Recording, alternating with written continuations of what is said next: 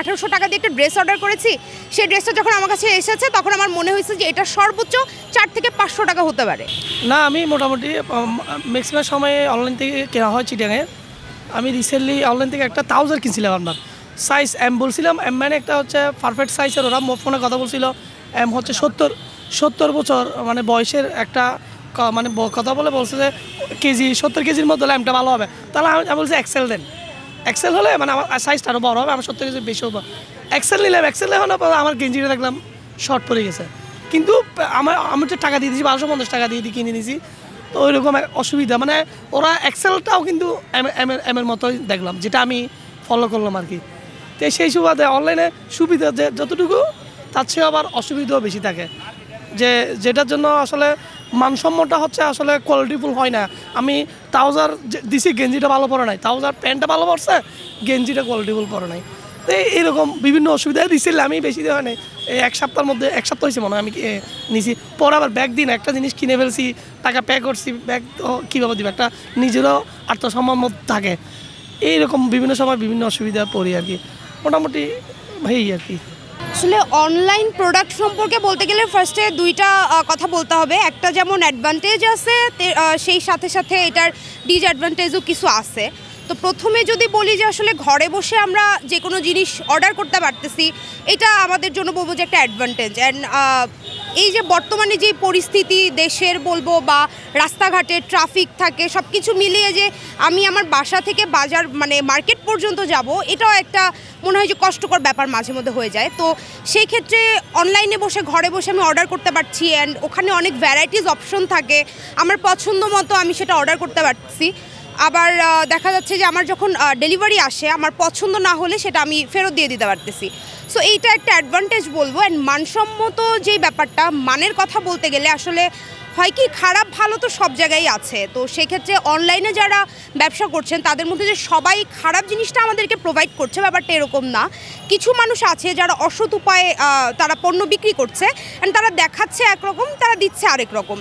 And যে ভুলটা আমরা বেশিরভাগ সময় করে থাকি, আমরা টাকাটা হচ্ছে অ্যাডভান্স করে দিই, যেটাতে করে পরবর্তীতে ওটা যে আমরা চেঞ্জ করব বা আমরা ওটা নিব না, ফেরত দিয়ে দিব, ওই অপশনটা থাকে না। যেহেতু এখন ক্যাশ অন ডেলিভারির একটা অফার আছে বা একটা অপশন আছে, সো ক্যাশ অন ডেলিভারিটা মনে হয় যে এটা যদি আমরা করে নেই তাহলে এটা আমাদের জন্য খুবই ভালো একটা দিক।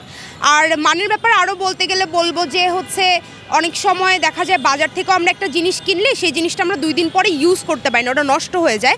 আমরা তো সবাই আসলে কাপড়ের ফেব্রিক চিনি না, বা জুতার মডেলটা কেমন বা ওটার কোয়ালিটি কেমন ওটা আমরা জানি না। সো সেই দিক থেকে দেখা যায় ওই জিনিসটা বাজারের দিকেও খারাপ হতে পারে। গুণগত মান বিচার করতে গেলে সবসময় যে ভালো জিনিসটা না দিয়ে খারাপ জিনিসটা দেয়, ব্যাপারটা এরকমও না। তো অ্যাডভান্টেজের সাথে সাথে আসলে এটার আলোচনা থাকবেই, সো খারাপ দিকগুলোও আছে। তো আমার মনে হয় যে বর্তমানে যে পরিস্থিতি, অনলাইনে যারা অর্ডার করতে প্রেফার করবে তাদের জন্য যেমন তারা আসলে নিজেদের ভালোটা বুঝেই নেয়। যেমন আমি অনলাইনে অনেক কেনাকাটা করি, তো সেক্ষেত্রে দেখা যায় যে সবসময় যে আমি খারাপটা পাই এরকম না। হ্যাঁ, আবার সবসময় ভালো পাই এমনও না, মাঝে মাঝে এমনও দেখা গেছে যে আমি 1800 টাকা দিয়ে একটা ড্রেস অর্ডার করেছি, সেই ড্রেসটা যখন আমার কাছে এসেছে তখন আমার মনে হয়েছে যে এটা সর্বোচ্চ 4 থেকে 500 টাকা হতে পারে। তো বাজারে আমরা দেখা গেছে একটা জিনিস দামাদামি করে কিনতে পারতেছি, আমরা যে সেটা 10 টাকার জিনিস 5 টাকা দিয়ে কিনতে পারতেছি, বাট অনলাইনে যেটা হয় আমরা 10 টাকার জিনিস 15 টাকা 20 টাকা দিয়ে কিনতে পারতেছি। ওই যে একটা কারণে যে হ্যাঁ চোখের দেখায় ভালো লেগে গেছে, সো ওই জিনিসটা আমরা ওখান থেকে পিক করতে পারতেছি। তবে আমার যেটা মনে হয় যে একটু কষ্ট করে হলেও মার্কেটে যে কেনাকাটা করার যে একটা আনন্দ ঈদের সময়, সেটাই করা উচিত। কারণ ঈদের সময় আসলে ঈদ তো বছর আমাদের 2টা আসে, আর আমাদের মুসলিমদের অনেক বড় একটা ফেস্টিভ্যাল যেটা ঈদ। তো এই সময়টা আসলে মনে হয় যে দোকানে যেয়ে একটু দামাদামি করে বা ফ্যামিলির সবাইকে নিয়ে কেনাকাটা করা, এটা খুবই মজার একটা ব্যাপার। এটা তো সবসময় হয় না, ঈদের সময়টাতে হয়। সো আমার মনে হয় যে একটু দোকানে যেয়ে দামাদামি করে, ঈদের পারপাসে বলতেছি যে একটু দামাদামি করে কেনা উচিত। কারণ ঈদের বাজারে আসলে অনলাইনে যে ক্রেতারা আছেন তারা আকাশচুম্বী দাম চায় সব কিছুর। তো ওই ক্ষেত্রে বলবো যে আসলে বাজারে যেয়ে বা মার্কেটে যেয়ে কেনা উচিত। আর অনলাইনে কেনাকাটাটা আমি একদম যে ফেলে দিচ্ছি এরকমও না, সেটা আমি প্রেফার করব। তবে কিছু কিছু সময় আমার মনে হয় যে অনলাইনের দিকটা আমাদের ইগনোর করা উচিত। যেমন এই ঈদের সময়টা সামনে দিতে ঈদ আসছে, সো ঈদের সময়টা আমি প্রেফার করব পার্সোনালি। আমি সবার কথা বলতে পারছি না, আমি বলবো যে আসলে মার্কেটে যান, মার্কেটে যেয়ে একটু ঘুরুন, ফ্যামিলিকেও সময় দেওয়া হলো, ফ্যামিলির সাথে একটা আনন্দময় মুহূর্ত তৈরি হলো, একটা মেমোরিজ থাকলো। কারণ আমরা আজ আছি কাল নাও থাকতে পারি, আমাদের বাবা মা কতদিন বাঁচবে আমরা সেটাও জানি না।